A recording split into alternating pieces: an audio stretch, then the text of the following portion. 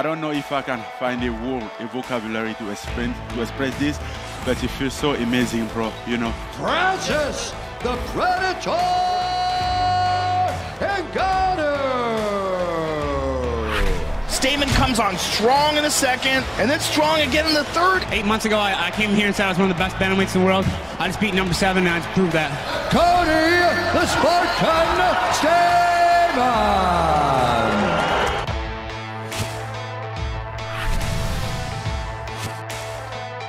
Welcome to UFC Unfiltered.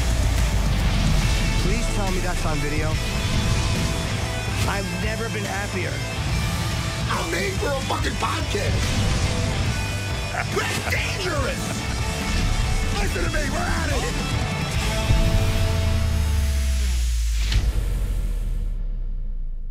Welcome to UFC Unfiltered. We start with me checking my audio. It doesn't sound very good to hear someone doing that. We got Cody Stamann is coming on the show, and we have the heavyweight champ Francis Ngannou returns to the show, which is great because I really wanted to speak to Francis today and see how he's feeling ahead of his Ciryl Gane. They call it a unification match of an interim belt and a belt, but I it's Francis is the champion. Yeah. Hey, who's the favorite? I don't know, actually. That's a good question. I have not even looked. I very rarely look at that stuff unless it comes across my radar. Is it Ciryl? Because I know people were picking Ciryl Gane. Gane is the betting favorite. Now, wow. Is that because we haven't seen him lose before? I don't know. Maybe they just feel that they are fighting in a bigger octagon. Then Francis beat Stipe in that second fight. It was the smaller octagon, which might have worked to Francis's advantage. Maybe they feel a bigger octagon will work to Ciryl Gane's advantage because it'll be harder for Francis to get a hold of him or to pen him up against the cage. I don't know. I don't quite understand that. But yeah, I think that's incorrect. Jimmy, we'll talk until Francis comes on, and we're gonna have to preview the card too. Oh yeah, it's a great card, man. You say what? We should do that. You're funny. It's great, great card. Yeah, it sounds like a great card. So this morning, I was planning to roll with a couple of my black belts, Nicky Knuckles and Jay Gersh, and I had it all planned. But then I get a call, hey man, we got 10 minutes. We're setting up, and we should be ready. Just hoping you're en route. And I'm like, what the fuck? So they mixed it up. It was supposed to be tomorrow. This nice guy, Chris, he's doing it's pretty fancy. It's a Gracie jiu-jitsu documentary on the Gracie family. Right? Yes. And so they mixed up the date. It was supposed to be tomorrow. So I'm like, what the fuck? So I got over there late. And it's so funny, Jimmy, because you know me. And I'm pretty, I get along with people, but sometimes you could just maybe we almost got off on the wrong foot. Oh, how so? Were they snippy with Jimmy, you for being late? No, not at all. Not at all. Very nice with that. But when I listen, so I've only went through this guy through text, right? Mm-hmm. So, and he's always been polite. So when I meet him, I'm looking at him like, oh, so you're Chris. Like, oh, you're the one we talk. I go, you look like James Gunn a little bit. So he goes, oh, who's that? I go, you're a director. You don't know James Gunn?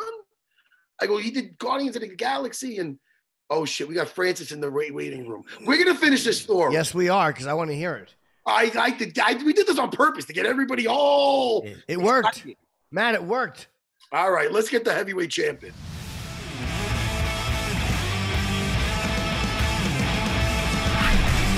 Hi, Francis. How are you? Hey, how are you, Jim? Doing very well. First of all, I don't think we've spoken to you since you won, so congratulations. It's well overdue. Or maybe we've talked to you once, and yeah, they're waiting for a fight. But how is it being the champion? How has your life changed this year? Well, how my life changes? I think my life is still pretty much the same. It depends on what perspective you see in my life. I'm still the same. I'm still 6'4". I'm still, living in the same house. Still have the same family that I love. Still have the same friends. You keep the same people around you, correct? Oh yeah. It's very important. The real one. You just have to figure out the real one, which is like very hard to find. Basically, when you do what we do, bro. Oh, it's true. You don't know who's genuine and who's not. You know. yeah. But over time, you know people. Yes, You yes. kind of like know people. You could read them, but you could see their intentions. Yeah, maybe not 100%, but good enough to like consider them. You know. Has being, because you're fighting, and I know you don't like that this is called a unification belt. You know, you feel that you're the champion, and Then don't call it unification belt. Right. Yeah. No, I'm not, I actually agree with you. I think that you know, you didn't. I mean, he was the interim belt, but I think this is just the heavyweight championship, and I agree with you. I don't think it's a unification belt. Yeah. But it's been bothering you, I guess, that they looked at it that way. Do you feel like that was to motivate you to fight, or just to maybe help sell the fight a little bit, or what do you think is behind that? Honestly, at this point, I don't know. We can play out a lot of scenarios, but I think the reason why the interim title was set was maybe not to motivate me to fight, but maybe just to let me know that I have control. I don't control anything. They have power over me. You know, I think that was the thing. You know what I did not like as a fighter? See, I know we have to build drama for a fight, and people like a story, and I know that. But personally, when they leaked some footage of the sparring, people put a lot on that, and I don't think they should. But if that happened to me, because there's times I'd be sparring, and they don't know what happens before that. They don't know what kind of day I'm having. Is that my second workout? Am I at the end of my workout? Is this the fifth round? Nobody knows this. So if you show 20 seconds of a sparring match and people are using that to influence, or they're trying to play head games, whatever it is, I think it's, if I was the guy, if I was you, I'd be a little bit like, man, like, I don't know, like, really, it's kind of cheap, no? No, I mean, first of all, they didn't leak a sparring footage. They leak a clip of a sparring footage. Yeah. Just a clip. Because the outcome of those sparring footage wouldn't be good for them, good looking for them to leak. So he's a playing game, you know, and obviously people fall on that. I hope they fall on that as well. They kind of like forget like what happened to those sparring, you know. Then I will remind them. Yeah. That's it with a smile on his face. I hope they truly believe at those clips and forget the entire video. Well, you'll be good, right? Is Ciryl the most? Is he is his movement different than anybody else that you faced? Because he has great legs and he does move very well. Would he be the faster guy you faced? He does bounce very well. There is a difference between moving and bouncing. Stipe Miocic moves very well. Curtis Blade moves very well. If it's not the two guys who move the best in the heavyweight division, bouncing is different than moving. That's very interesting. Cage control. Look how Stipe Miocic moves. He don't spend a lot of energy bouncing up and down, but he know how to control the octagon. Yeah. Like how to like get 2-step and like cancel your 5-step that you did. You know, right. How to utilize his movement. That's what I call move. Bounce is not moving. That interesting. I've never thought of it that way, but I guess that makes perfect sense. So you're not, you understand he's a good fighter, but you're not looking at him as dangerously as everybody else seems to be looking at him. No, nobody really. I mean, all this is a promotion stuff. First of all, let's be honest. Like, who first say he's a dangerous guy? The moment that they say this guy is a dangerous guy was when they was playing that interim title and wanted to promote it. Before that, they've been like, oh, he's boring. Oh, he's this. Oh, he's that. Oh, that was check on every post fight before the interim title, talking about Ciryl Gane. the outcome of this wasn't the same. He wasn't the same language. He wasn't like, oh, he's the great, oh, he's this, he's that. No, he was like, no, he's boring, no, this, he's not engaging. Bro, I don't buy that shit. You look, I'll say this, Francis, you look very, very relaxed and very, very, you really do look very, you don't look concerned. You look very, very relaxed. Well, I do know he's a tough opponent that I have to be worried about. I have to keep my mind straight to fight him. But yeah, I'm kind of like confident on myself, my skills. I know me and I know him. The real him, not the him that they're promoting out there, who doesn't have a similarity with with one another. So I don't buy that. You seem to have a really good chemistry there with Dewey Cooper and Eric Nixick. I feel those are your couple of your trainers, yes? Yeah. Those are my trainer, and that's even the reason why we get along, because of the chemistry. You know, I struggle a little while before find them, before have that chemistry around me. Then since when I put everything together, it's been good. You seem like since you've become champion, you have been going to places, going home, kind of trying to do really positive things with this the higher visibility that you have as the champion. Have you found you've had more access to people and things since you had the belt, and you really seem like you're trying to use it to do good things? Yeah, I mean, I do have more access from things now, and to some people, to places, basically back home, back in Africa. And if I can utilize that for a good purpose as much as I could, it would be great. Okay. No, you go. I was going to say, Jimmy, a lot of guys get carried away because you're so famous now. And next thing you know, they're signing on for movies. They're signing on for this and that. They're Dancing with the Stars. I don't know. But you still seem focused. I'm not hearing about you in like Expendables 7 or anything. Like you seem like, are people calling you like Hollywood and everything else? Are you just saying, I'm concentrating on the fighting now? Because you seem focused on just the fighting, which is a good thing. Let's just say I'm concentrating on myself. Oh, you know, because yeah, even fighting is just a part of a life. It's not my life, you know.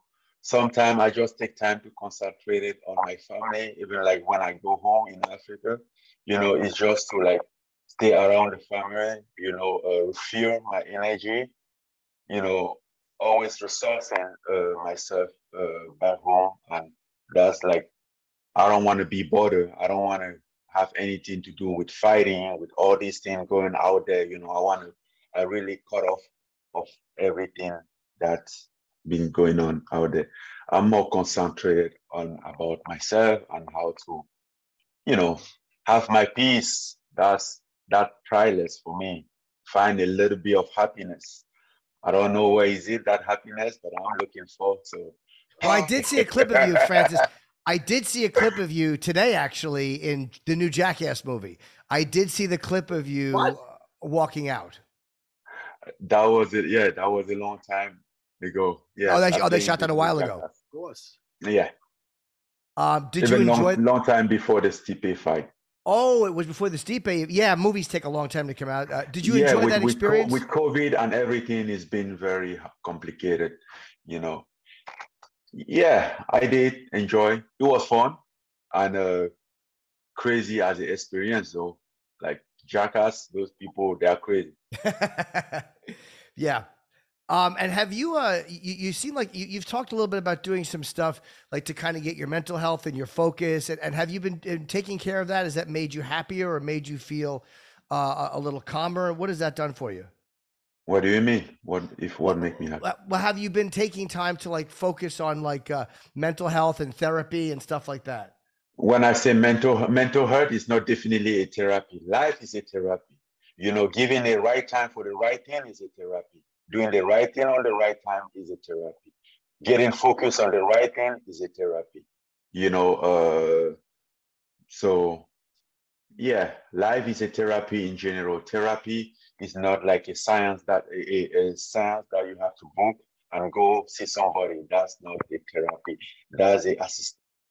Yeah, I feel what he's saying. You don't need to lay down on a couch with a person there with glasses and a fucking pencil and a notepad, Jimmy. Oh, I do. I do. You do, Yeah. maybe. Jimmy does. Yeah, I need it. Maybe sometime when your things are out of control, you know, sometime when you can put it together on your own, but you can also figure it out by yourself on a daily basis. And your fight with Stipe too. You were such a people talk how many adjustments you made in that last fight, which was really amazing to watch how you when Stipe went to take you down and you sprawled. I knew he was going to have a hard time. It was going to be a very tough night for him. I feel like you've improved and changed so much in the last couple of years, even, and that you haven't just relied on the fact that you have power. I mean, that's your thing, but you also seem like you want to improve in every facet of fighting. Well, I don't know who says that, but I never said I relied on the fact that I have the power. No. But a lot of guys do. Like a lot of guys who have a big punch will rely on that. No one said that, but you haven't relied on that. It seems like you're always trying to improve. That's what I'm saying. That's what is I'm doing the sport. The power is like one tool in my asset, but I want to have everything possible to go to a war, every kind of armor possible to go to the war, you know. So in case of like unpredictable scene, I'll be able to handle. Yeah, and is it? I know you probably don't care because like about like betting odds or any of that crap. Because I usually don't pay attention to that stuff. But is it a unique position for you to? Do you kind of like the fact that some people might underestimate you, like, which I think is a terrible mistake? But do you kind of enjoy that fact? I don't care about that. The thing is, like, one of the reason why how I do this is like I don't look too much about the outside of things. I focus on what I have to do. I get in my bubble. I do what I have to do, and sometimes when I get out there, I get straight back into my bubble, and I don't have to deal with anything with that, you know. So like the betting out, I never know like what it is. I don't not just recently that they were explaining me like, oh, he means this minus this means plus this means blah blah blah blah, because I don't care. But that doesn't mean anything at all. We have seen a lot of betting out went wrong. I have experienced some of myself. The first time I fought Stipe Miocic, I don't know how much was it, but I know I was a huge favorite. But on the scorecard, I lost massively. Yeah. So that doesn't matter, bro. The fight is inside the octagon. Whatever is around is just like blah blah blah. Yeah, he doesn't get caught up with all the nonsense, Jimmy. Jimmy, he's not reading these comments on YouTube. He's not getting, oh, what is this guy saying? That guy's saying, what is Jimmy?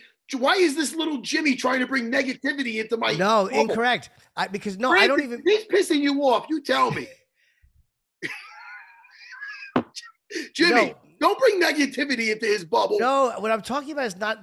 I'm saying the betting odds. I'm talking about if your opponent is looking at you and you think you might be underestimated. That's such a rare thing for Francis to have to deal with. I would almost think that is something nice about it because it's such a terrible mistake for them to do. You understand what I mean? It's such a bad mistake.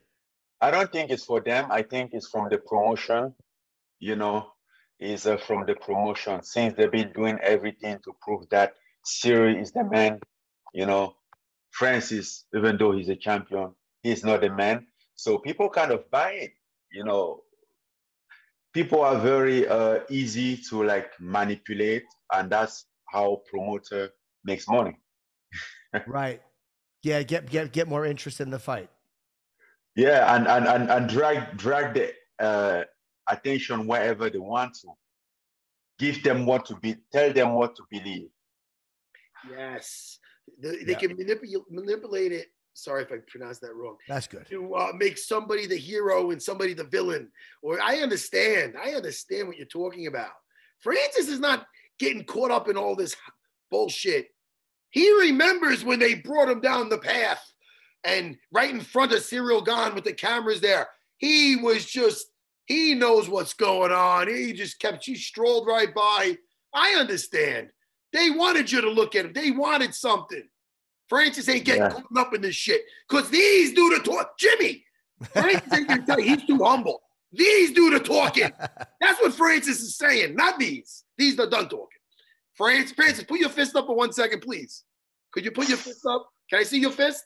Look at Jimmy. That does the talk. It does do, yep, and it speaks loudly. That's the size of your head. Yep. Sorry, Francis. I get worked up for you. You're very calm. Thank you, Mark.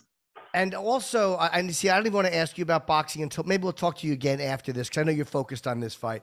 But after this fight, I would love to have you back to discuss because I know boxing is very important for you.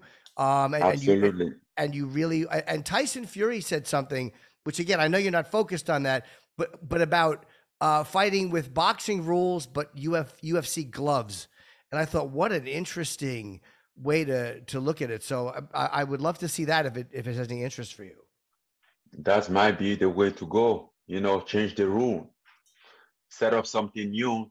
I don't know, but as you said, right now, that's not my focus. Yeah, and maybe after the fight, I would love to talk to you about that because there's so many other opportunities. Jake Paul is too light, but I'm sure there's other people that you could beat up outside of him. Absolutely. Well, look, Francis. Yeah, good luck. I have you picked to win this fight. I think that it's a big mistake to think that you're going to lose this fight. So good luck, and we'll talk to you after. Thank you, Jimmy. Thank you, Mark. Thank you, brother. All right, buddy. Good talking to you. Good talking to you too. Bye. All right. Have a great fight.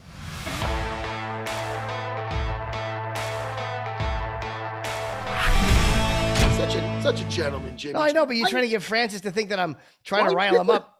No, but I was talking about not, hey, the betting up, but like when you're so good and when you're so used to being dominant. What? No, everybody knew what you meant. And okay. Some of the things you said, he would go, "What do you mean a big punch?" You're like, no. Yeah. Like it's almost like you're more than that. And he was. I thought that was great. This is what I want to say to me. This is why you're a better man than me.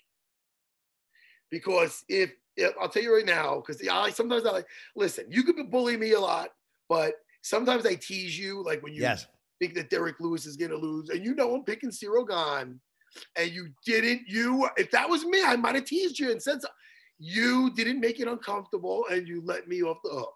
Yeah, I mean, there's no. I mean, we both know that you'll be wrong about it afterwards. I mean, I'm convinced, and Cyryl's great. I like Ciryl Gane, but I just think that the fact that a guy like Francis, who's so good and so powerful, is being underestimated by some people. Yeah. The reason I asked that was because Ciryl reads that stuff too. And Francis admitted that when he fought Stipe the first time, he might have been a little overconfident. He might have believed his own press a little bit. Yeah. So when everybody's telling you, "Hey, man, you're gonna beat Francis," that might start playing on an opponent's head, and I think that works to Francis's advantage. It's a huge advantage for him, for anyone to be crazy enough to underestimate him. All I know is that fight's, that fight sells itself. It's a great fight. It is a. I thought it was funny. But he thought, but I was saying, like, I was agreeing with him. 3 times he got you wrong. Dude, he thought I was saying that it was an interim fight, but I really wasn't. I was like, I agree with you. It's not an interim belt. Like, well, people want to say it. He's like, then don't say it. I'm like, oh, no, I wasn't, friend. I like the way. I like the way this is getting started. Oh, that would be. Anyway, Jimmy, he would have squeezed my face. If we were in person, he would have put his hands on my face and just squeezed my fucking head. Just squished your head like a grape. But so Jimmy, back to this morning. Yes. So anyway, I get there a little late, obviously, and we're filming this documentary on the Gracies. So I meet the guy. He got this little haircut. He looks like James Gunn a little. James Gunn, the guy the director. Yes. So he was a little. I call it fafa, a little Grey Pouponish, a little, because in the beginning he's like, well, I go, well, you didn't never seen Guardians of the Galaxy. He goes, No. I watch real movies. So now, Jimmy, you know. So now you know me, Jimmy. I'm not starting this. I don't want to. No, you're a good egg. I'm not trying to split here. So now, why are you shitting on Guardians of the Galaxy? It's a fun movie. I go, well, he's done other things, but that's just one of the fun. I go, what kind of movies do you like? He goes, well, Stanley Kubrick. I go, oh, you mean like Space Odyssey? And he goes, yes, and Clockwork Orange. And I'm like, oh, okay. All right. So we get off to a little bit of I don't know, okay. So I'm like, oh, well, you should give those movies a chance. They're fun, you know. I go, oh, you know. So anyway, I sit down. He goes, you know, I know Dean Thomas. I go, oh. I go, now, he's like, he started my first movie. I go, oh, okay. So I'm still shocked the guy doesn't know James Gunn. We had a little thing about that.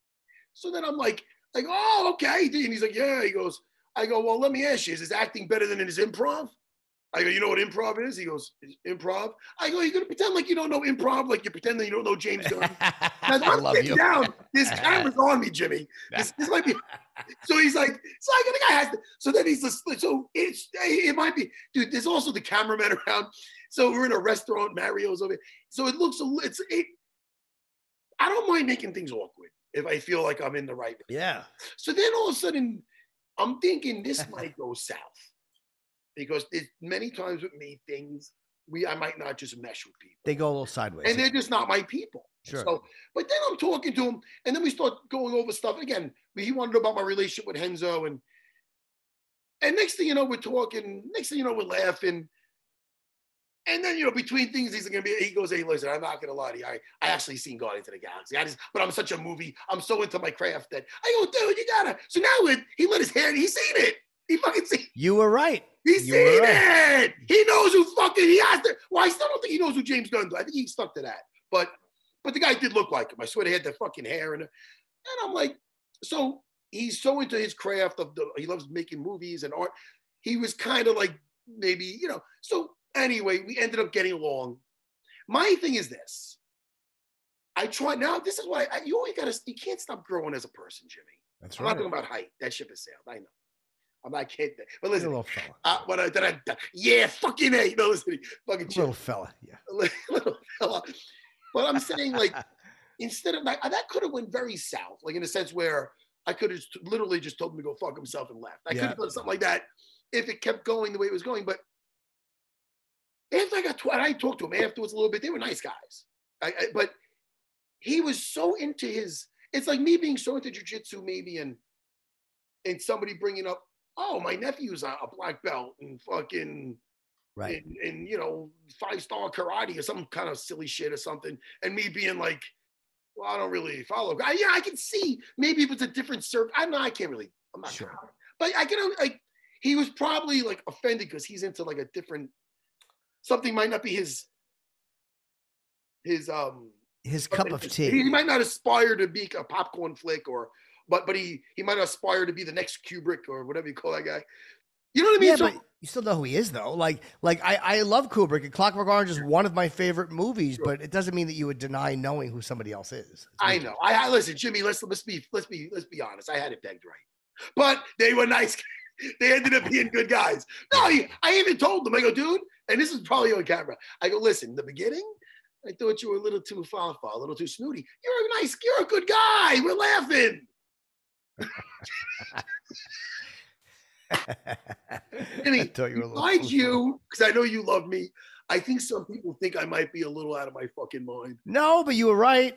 you called it right. He's a nice guy, and this documentary is going to be sick. Sure. It's about Henzo? Yeah, it's about Henzo. Nice. No, it's about the family. Oh, nice. The Gracies. Sure. Yeah, shit. You know, Henzo literally changed my life, you know. I thought of you, too, with the Michael Jackson impersonator who choked out that fucking guy. I see that. Yeah. That was great. That was great, wasn't it? Asshole bothers. Guy's working and some asshole drunk just starts, people are fucking assholes. That's fucking great. Hey, Yeah. man. So I was supposed to roll this morning, so my apologies to Nicky Knuckles. Why did you roll? Oh, because you're shooting. Right. We mixed up the day, you know? But anyway, Jimmy, I can't complain. Did I mention to you that oh, by the way, how did you like the new Dana White looking for a fight? It was good. I liked it a lot, actually. You liked it, the Denver episode, the latest one? Right now, can I just tell you right now? Sure, buddy. That if I look at this, it's been out, what is it, 4 days now? Yeah. Huh? Okay. About I'm 4 looking this up. I'm looking this up on air. Okay. If we look at the latest Dana White looking for a fight, now it's okay. It's got, guess how many views? I'm gonna guess 1.1. Why do you get over the fucking trick? You're such a prick. You knew you did that. I didn't do it on purpose. I didn't know. 931,000. I should have guessed 4. Could you sum it up to 1 million? Yeah, well, I was close. I was actually very close. Less than a week, this shit's got 1 million views. Yeah. It's got legs, Jimmy. It's got legs. It does. I do that to my manager. I do that to my manager all the time. He'd be like, I sold my house. Guess how much? 6 million? No. It just wrecks it. That on purpose. I know you did that. No, I didn't know. I had no idea. Let's get Cody Stamann in. He's here. Oh, He's shit. in the waiting room. Yes, fighting Said Nurmagomedov on the main card on Saturday night.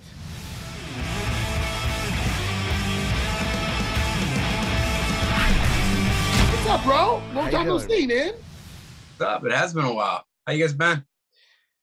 Good. Sick and tired of Zoom and being in the house. Like, you know what I mean? It's like, I'm happy that most of life has gotten back. I think you haven't fought in front of have you fought in front of a crowd yet? Or am I crazy to think this is your first one? It's been years, 2 years, 2.5 years. Did you get used to, I know you guys train in front of nobody, but did you get used to fighting or did you miss it every time there was no crowd? It's just a different energy, right? It's a super lonely, like that at the Apex in Abu Dhabi. You walk out, there's no sound. You fight, there's no sound. You know, all the thuds and the nasty things that happen in a fight that you just not accustomed to hearing and seeing. It was definitely strange. But man, once the fight starts, it's like you don't notice the crowd anyways. But it definitely did, like the build up and you know when you're walking out, it's a different energy. It's really strange. It feels like nobody's watching, type of thing.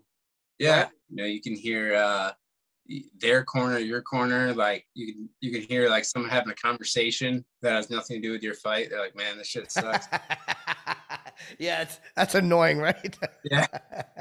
I remember that during Tough. It was like that during Tough. It was like a warehouse, and we hear everything. It was like, yeah. I remember the first fight. Dean, what's that, Cody? It just echoes in those rooms. And I know you guys are used to your corners yelling shit at you. It's part of it. Have you ever heard anything from the other corner that just annoyed you? Like, did you hear those guys yelling things like, "Hey, he's tired. You got it," and you're like, "Fuck you!" Like, does it ever annoy you? This is the perfect interview for this because I vividly remember Matt Serra yelling, "He's tired." Jimmy's fucking with me. No, I'm not. I swear to God, I didn't know that. No, I'm not. Clear as day. I couldn't hear anyone else. All I could hear was Matt. Come on, Aljo. I mean, I had nightmares. I went to therapy, everything. It was crazy. And it was twice. It was Marab too. You had to fight. And I love Cody. Cody's the nicest fucking guy. Yes. Yeah. It's such a weird thing because I'm sure you cornered your guys too, right? When you're in the foxhole with your guys, it's so weird. That's why I hate cornering guys versus guys like that I like really like. I remember when a couple of times I think either Aljo was going to fight Frankie Edgar, and I was upset about it. I didn't want that. Like only because. Like, I remember Randy Couture yelling for Caro Parisi to elbow me in the face. Elbow him. And you don't, it's hard to look at him again and be like, hey, buddy. It's like, you want me to fucking get this formed. I don't know. It's such a brutal game that the goal is to put that guy out. So you have somebody yelling that hurts you. It could. Right. Hey, but dude, I got nothing but respect and love for you, Cody. You know that. We had that flight back from Abu Dhabi together. Remember that? Yeah, we did. We slept together. Yeah, it's really, really strange. I mean, there were so many guys that Darren fought that I was in the corner and I'm like cheering for Darren to like kill them. But as soon as the fight's over, I'm like, I have so much respect for this guy. You know what I mean? Like I was just yelling, like, take his head off. Like, hey man, congratulations, great fight.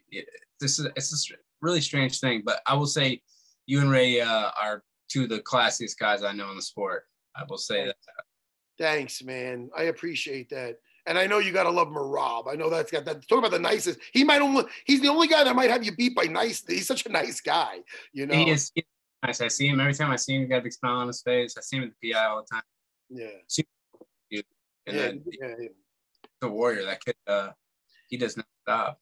Yeah. And neither do you, though, man. I mean, you got two. I mean, you look at the two losses, and it's like the Jimmy Rivera one. I remember you went back in pretty quick. I remember this specifically. I was so out of shape. I had no business being. On the way back, you told me that. You're like, yeah, I should have took this. I think it was a short notice thing you took, and you said, I shouldn't have done it. Yeah. Yeah, I flew there, cut weight, weighed in, fought. I was there for a total of 5 days. It was great. Wow, I'm looking at it was June 6th against Kelleher, and then July 16th. So literally a little over a month. Yeah. And I honestly had not done a thing in between. Like, I went to the gym and sparred. When I got the call, I felt pretty good. I'm like, I think I'll be all right. And in hindsight, you know, those such a bad decision to make. You know what I mean? And it was motivated by just all the wrong things. You know, I wanted a distraction. I didn't want to, you know, face the realities that were happening in my life at the time. And I was like, well, this is it right here. This is the distraction. Like, I have something else I can focus on. Did it help you for that? Like, did it at least give you that temporary relief that you were looking for? Yeah, I think so. But then, you know, you're an athlete, and your whole life is based around winning and losing. So you go and lose, and then, you know, there's a whole other freaking demon you got to face. So I mean, that was tough, but I mean, that's the game. That's the reality of the shit we do. And not for anything, to go in there the way you did, to fight a guy at the caliber of Jimmy Rivera, you were in that fight. It's not like you went in there and, oh man, I just got steamrolled. And dude, that was a competitive fight versus a top 5 guy. Yeah, I know if I would have had a little more gas in the tank, I know I can beat Jimmy. But Jimmy's a scary dude, man. He opened up with a couple leg kicks, man. He kicked me twice. Leg was just gone, just gone. Nobody knew it, but like I knew it. Every time I stepped on it, I didn't even have my front leg. I was like, damn, like this, you know, I didn't really realize like how Jimmy's isn't known for like being a, you know, like a crazy puncher or anything, but he was probably the hardest puncher I fought. I couldn't believe how hard, like every single shot hurt. I was like, man, this dude hits like a truck. Yeah. Like he's another guy smiling around and this. I remember fight week with Aljo and smiling, and Aljo's like, man, I wish he would almost be a little rude. I go, dude, that's not the guy you're going to see fight night. And sure enough, I remember he got in the cage on fight night, and he was like the smile was gone. It was like a little bull, like, I'm like, oh, I go, Aljo, see? The fuck you looking at? You got what you wanted. He's not smiling anymore. Holy fuck. Yeah. That's what this sport is filled with, you know? Everybody's, at the end of the day, everybody's pretty humble to get, you have to be humble to get to this point. Yeah. Yeah. You get your ego checked that, you know, this sport humbles you. There's no question about that. You know, I was a lot cockier before I was in the UFC. You know what I mean? I was a lot more arrogant, and now it's like, damn. Yeah. Like I've been, and now it's like, man, I'm a different person. I see things differently. And how's the training been, man? How's it? I mean, because it's been a little bit. When was that fight with Murrah? It was a while ago. Had to be a while ago. May, yeah. Dude, I'm not a guy that like that takes months off or goofs off. I've been training consistently, like training hard. I was preparing to fight in September. It just didn't work out. And then I got the call for Said in October, you know, so that's 4 months, basically 4 months I've been training for this fight. So, I mean, it's been consistent work since I fought Merab. You know, I would have liked to squeeze something in between, but, you know, the opportunity popped up and I was like, this seems like a really good matchup for me. What do you expect? Is there anything in particular you're expecting out of Said? I mean, again, I know you kind of go in with anything can happen when you fight, but is there anything you're expecting out of him in particular?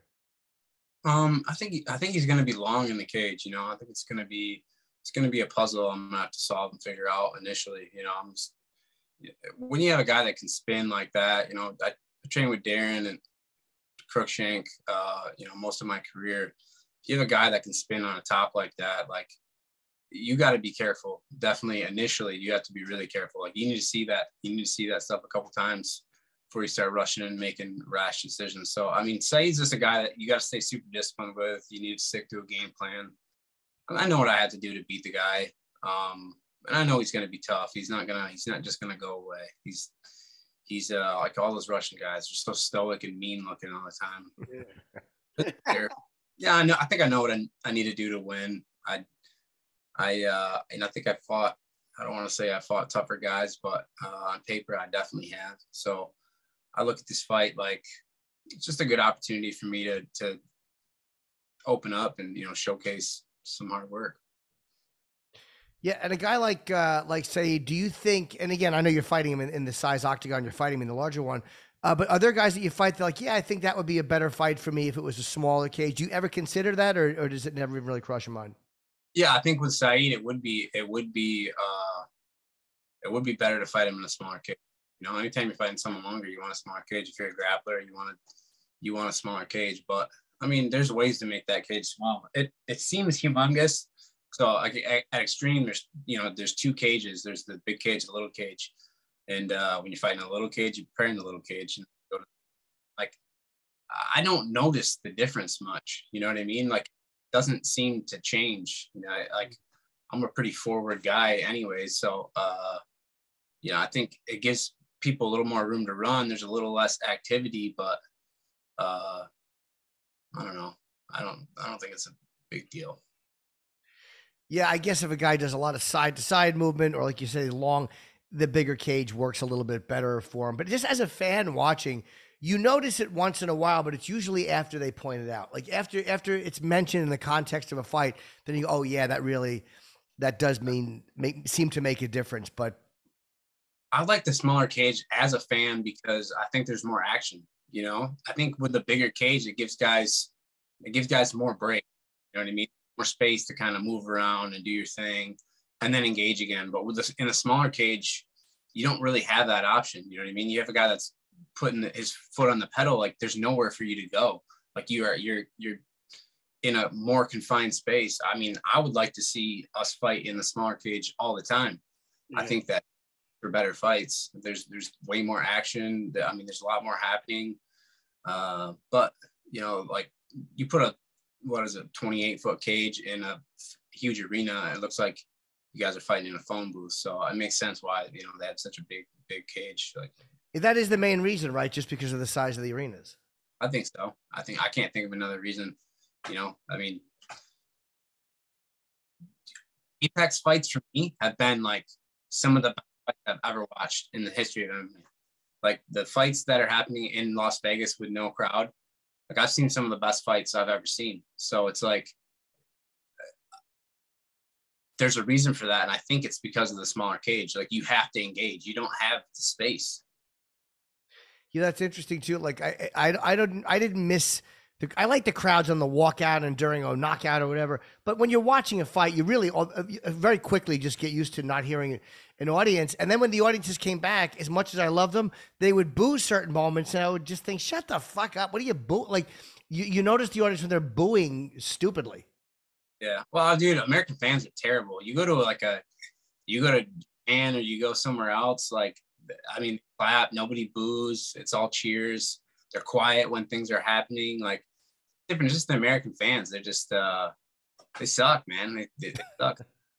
Yeah, especially when they get drunk, it's probably worse, But now they're more educated than ever. Back then, they used to be like, "Why are you hugging him?"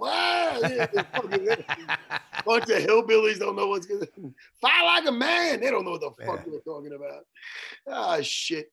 So, hey, your thoughts on Peter Yan versus Aljamain Sterling for the championship belt? Well, I mean, that's a tough fight. I thought Aljo was winning the fight. I thought it was razor close. A lot of people talk about it like it was a landslide. I mean, it was starting to go Peter Yan's way, but I mean, I kind of felt like Aljo had a couple rounds in the tank. You know what I mean? Like it was closer than what I think a lot of people are making it out to be. Self, and Aljamain, I've trained with him. I've fought him. Like I know if that dude gets on your back, it's a big problem. Like you're not getting. I think that's like his X factor. He has that ability. crazy back take. And, you know, I think if he can get to those positions in the fight, I think he has a good chance of winning. But I think the longer it's on their feet, you know, Peter Yan is a guy that, like, once he starts figuring you out, he's a hard guy to fight. Yeah. Him, Corey Sandhagen was insane. I mean, it looked like he outgunned and he made adjustments like a champion makes and came back and he wins this fight like decisively. And when you watch the first round, you're like, man, is Corey Sandhagen about to beat Peter Yan? And then he just comes out and he just fine tunes everything. It's amazing how he does that. Like, he never looked discouraged. I noticed that. Like after the first round, I'm like, oh, he lost that round. He lost that round. What if he loses the next one? In between each round, he was like staying on. Eventually he feels, he knows the outcome is he'll get his way eventually. He stays the course. I'll tell you, he's a tough guy physically, mentally. He's a stone cold killer in there, and he stays the course. He doesn't get wrapped up in rounds. He's fighting you for 25 minutes, and he's going to try to hurt you and take you out in that 25 minutes. And eventually, if he doesn't catch you in round 1, he'll catch you in round not 2. All right, 3, 4, 5. He's going to get. He doesn't. And he's one of those guys that you don't also. He might get stronger as it goes on. Yeah, it's strange. But like you said about that X factor, Aljo, another guy you could point to, and he just won a fight with it, is Charles Oliveira. There's a big difference with guys like that. They don't need the takedown. They need to just get that back exposed. They can hop up there. Guys like ourselves, maybe you can, Cody, but look, Chris Weidman, when he jumped on Luke Rockhold's back, once he survived that, you knew Chris would be worse to wear. It's out of character, kind of. Aljo, Charles Oliveira, they're going to get up there. They're not getting off. If they'll win the round, if they don't finish you in that round, they can stay up there all night. And you're not going to be worse to wear. So it's so exciting. It's a very exciting fight. It is. It's a huge, super crazy talented guys. I think, you know, at the peak of their career, like, bantamweight's crazy right now. It really is. Like, if you just look at the names, yeah, man, top 20, top 25, it's like you can't argue this is the best division ever in MMA at this current time, you know. And damn it, like, why did it have to be a 35-pounder with all these guys here? It's exciting, but it's also terrifying. You know what I mean? It's like, who are you going to fight next? I'm like, well, take your pick. You know, and there's 10 guys that are absolute stone cold killers in the cage that I could fight, you know, and none of them are great fights, you know, for anyone. You know, they're all tough guys. You got to show up. You got to be the best version of yourself on fight night, because I mean, there's 20 guys that are I look at like contenders at bantamweight. Well, you're part of a great card, man. A lot of eyes are going to be on you, dude, because, I mean, you got 2 championship fights on there. I mean, every fight's a chance of greatness. I'm excited for you, Cody. I'm happy to see you back, man. You're always fun to watch. And you know, I hope you can have a great night.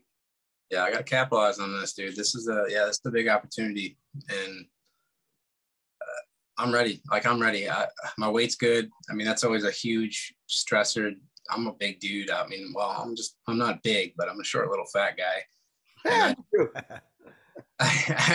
do. The weight cuts always kill me, but I've had so much time to prepare that my weight is like not an issue this time. So I think that's one big thing that will be a lot easier. You know, hopefully I can keep doing this, you know, stay light and not turn into a little marshmallow between fights. Yeah.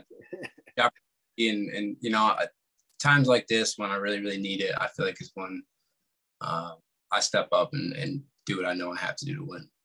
And just so you don't hate I don't want you to think, again, I cornered against you twice. You remember certain things in your head. I just want you to think about this. And I want you to remember this from now on going forward. That night, I'll be at my house.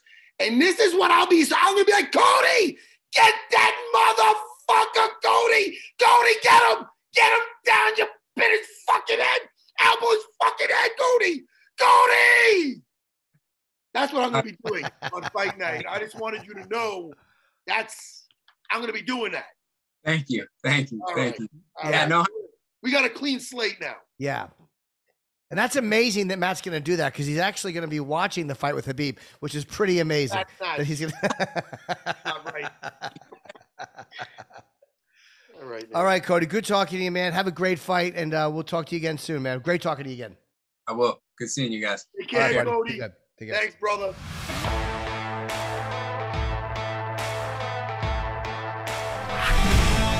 Oh, that's fun, Jimmy. Yeah. I like. Oh, yeah, It was a little hard to hear him. Once in a while, somebody's It would cut out a little bit. drops out a little. That's the audio. So always good talking to him. Everybody got the gist that he's a great guy. Yeah. You know. So Jimmy, Yes, buddy. ended the story with me in that the documentary I did earlier with this guy Chris, who ended up. I'll tell you, I hung out after bullshitting with the guy. We became friendly. Sure. So everybody's. How about this? You ever hear that song in one of those Southpaw? Everybody's awesome. How about this? Everybody's awkward. I don't know.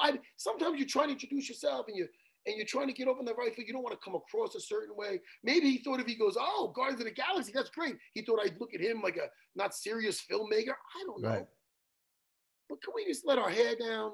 Yeah. Can we just? I don't have hair, but can we just, just listen, man?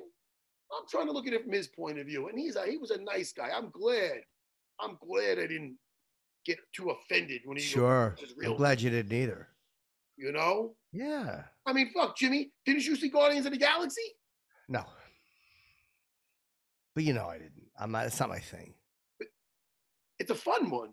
Anyway. I don't have anything against it. I'm sure it's good. And I like the fact that James Gunn tweeted a bunch of rotten jokes and everybody got mad at him years ago.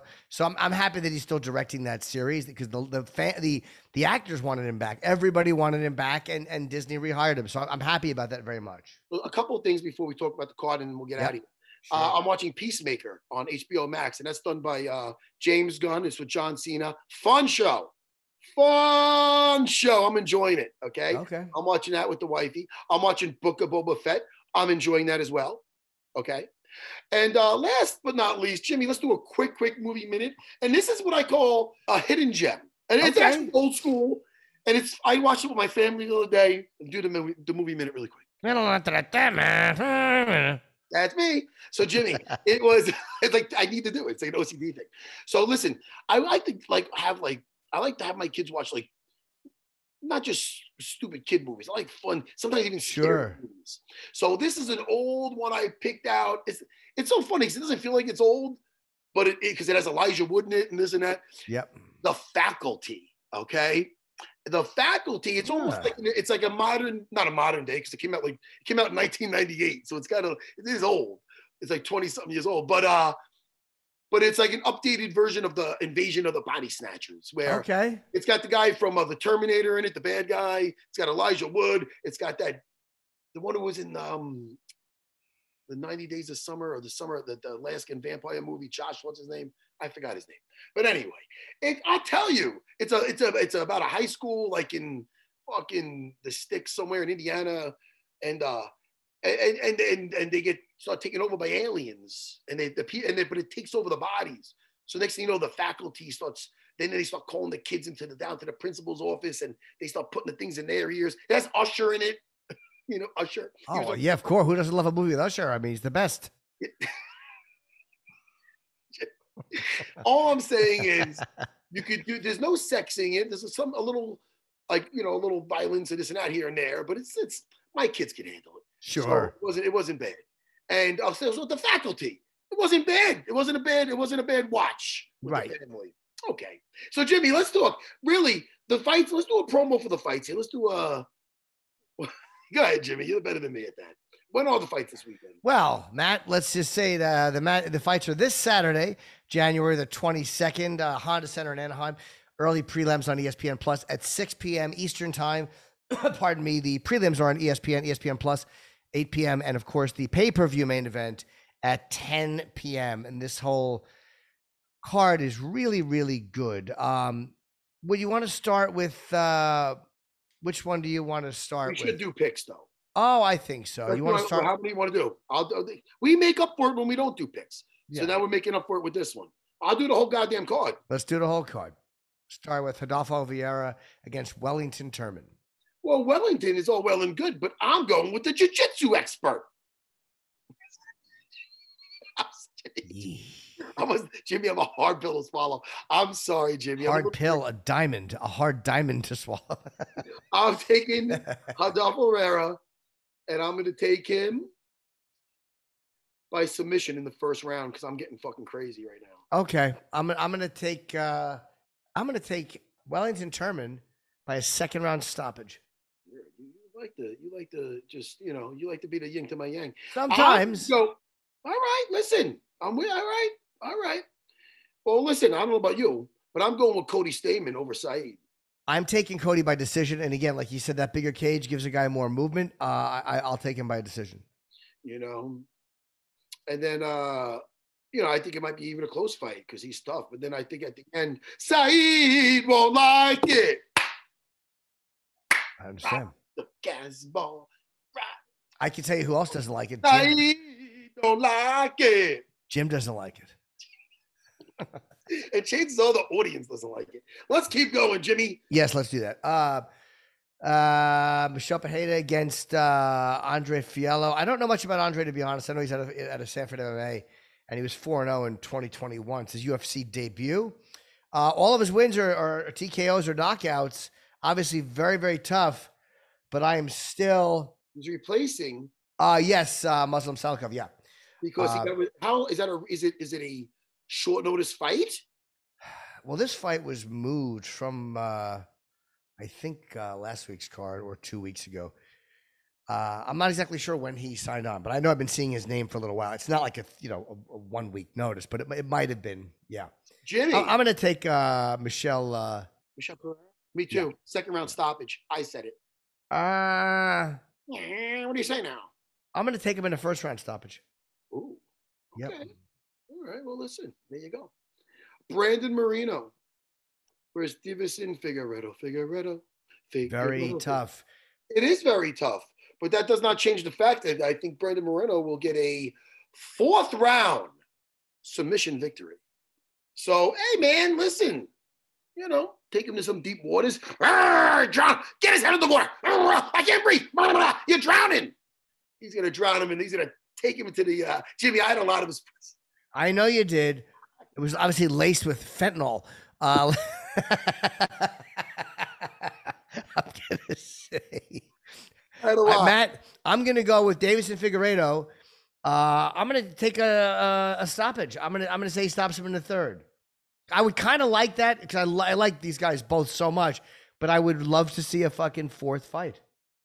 I would love to see him get this and have the rubber match be a 4th fight. Well, you're not always gonna get what you want. You're right. I very rarely do, actually. Who are you picking? Say it again. I'm taking Davison Figueiredo by in the 3rd. Yeah, I know it. I know how good Brandon is. Ready? I'll probably regret that decision. All right. Listen, ready? Drum roll, please. Yep. I know who I'm taking. Ciryl Gane, 1st round knockout. No, you're not. No. I'm going to take Ngannou. I'm going to take Francis in the 2nd round because I think that Ciryl, again, with that big cage, he does bounce, or however Francis wants to say it, but I think he is very good at getting out of the way if he has to be. But I do think Francis will be able to get a hold of him at one point. But it's got to go early. If Ngannou's going to win, I think the longer it goes, it might work to Cyryl's advantage. So I'm going to take Francis in the 2nd. 4th round, Ciryl Gane. Okay. Hey, man, and I love Francis. It's hard to pick against that. That's obvious, yeah. You're not the one pissing him off. I'm not the one pissing him off in the interview. Oh, I know. I love him so much, and he wanted to punch me in the mouth.